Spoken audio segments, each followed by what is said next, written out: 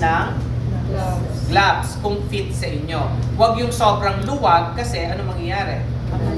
Huwag sobrang higpit kasi hindi ka na mabubutas, hindi ka na makakagalaw. Hindi mo naman manipulate. Nakuha nyo, class? No.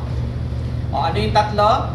Assess the local environment, access the glove package, assess the glove size for proper fit.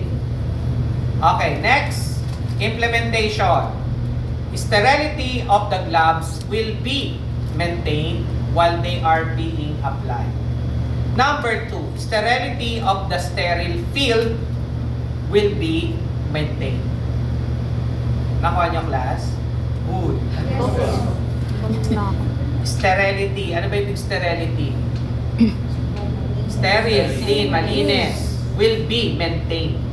Habang sinusuot at ma-maintain din natin yung sterility ng environment. Maliwanag?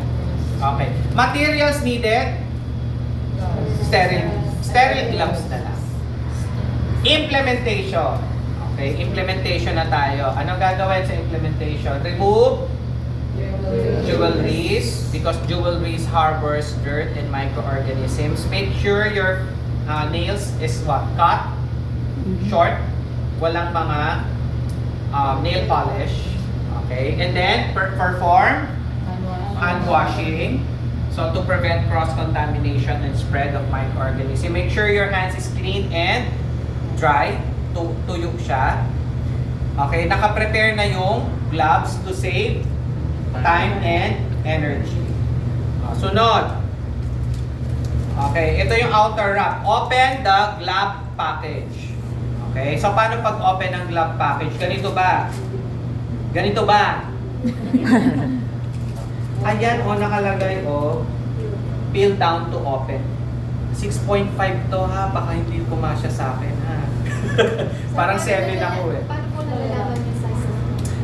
Usually sa mga pwede kayo meron sa mga Mercury at saka dun sa yung meron silang pang size ng sa kamay.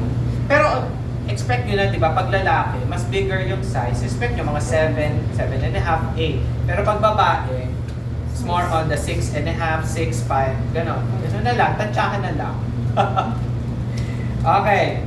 So, ano gagawin natin? Open the glove package.